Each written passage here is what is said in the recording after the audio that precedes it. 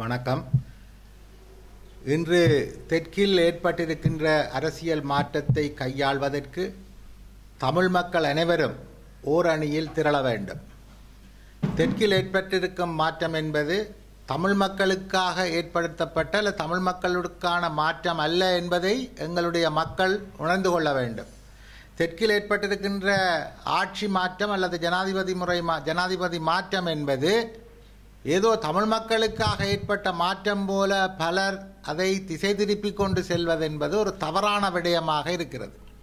தெற்கிலே கூட வழக்கமாக 50% மேலே வாக்குகள் எடுக்கின்ற ஜனாதிபதிகள் தான் வரலாற்றில் இருந்திருக்கிறார்கள்.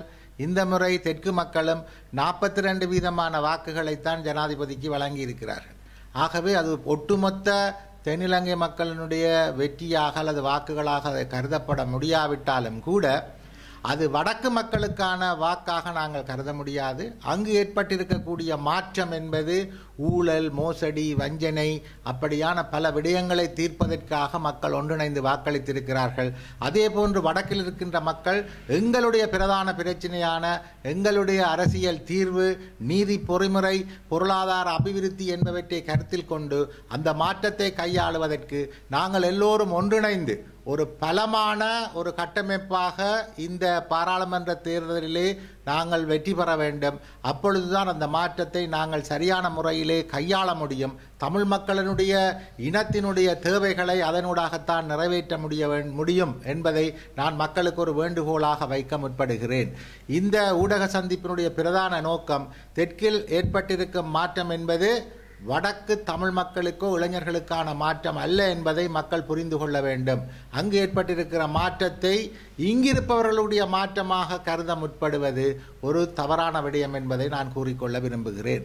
இதே போன்று தமிழ் மக்களுடைய தேசியம் என்பது தெற்கில் இருக்கக்கூடிய ஒரு வேட்பாளருக்கு வாக்களிக்குத்தான் நிரூபிக்க வேண்டும் என்று சொன்னவர்கள் பலருக்கு இந்த ஜனாதிபதி தேர்தலின் மூலமாக ஒரு செருப்படி கிடைத்திருக்கிறது என்பதை நான் இங்கு சொல்லிக்கொள்ள விரும்புகிறேன்.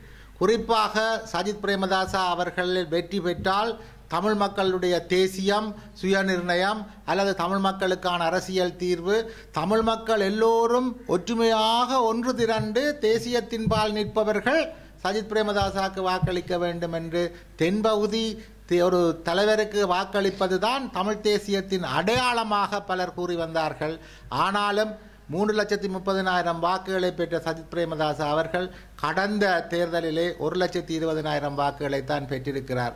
அதே போன்று எங்கள் மக்களுடைய தேசியத்தை நிலைநிறுத்தி பயணித்த சங்கு சின்னத்திலே 1,16,000 வாக்குகள் யாழ் மாவட்டத்திலே மாத்திரம் பெற்றுக்கொள்ளப்பட்டிருக்கிறது.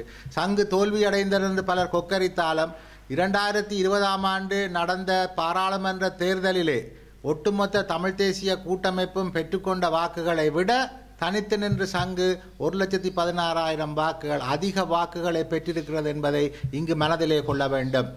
வெறுமனே சகட்டு மேனிக்கு தாங்கள் முன்வைத்த தெற்கிலே இருக்கக்கூடிய ஒருவர் ஜனாதிபதியாக வருவார், அது ஒரு சாணக்கியமான முடிவு, அதை மக்கள் ஏற்றுக்கொள்ள வேண்டும் என்று வழிகாட்டி அவர் ஜனாதிபதியாக வரவில்லை என்ற அந்த பயங்கரமான தோல்வியை ஏற்றுக்கொள்ள முடியாமல் தங்களுடைய சாணக்கியம் பிழைத்துவிட்டது, எப்பொழுதும் தாங்கள் தவறான முடிவை எடுக்கிறோம் என்ற உண்மையை ஏற்றுக்கொள்ள முடியாமல் அந்த காழ்ப்புணர்ச்சியை அதிலிருந்து தப்பித்துக் கொள்வதற்கு சங்கு எடுத்த வாக்குகளையும் சங்கிலிருந்த பொது வேட்பாளரையும் அவர்கள் விமர்சித்து திரிவதென்பது அவர்களுடைய இயலாமையை வெளிப்படுத்துகிறது என்பதையும் இங்கு நான் கூறிக்கொள்ள விரும்புகிறேன்.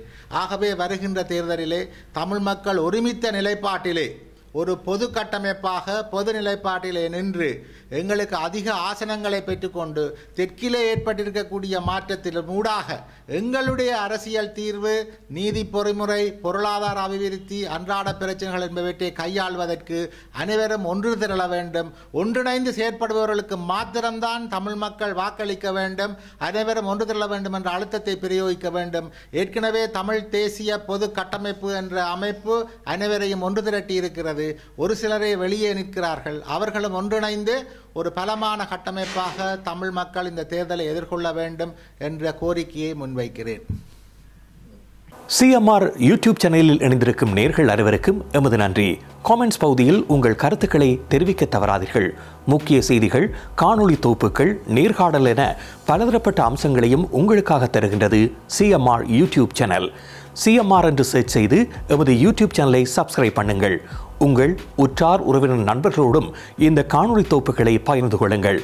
அருகில் இருக்கின்ற முக்கிய காணொளி தொகுப்புகளையும் தவறவிடாமல் பாருங்கள்.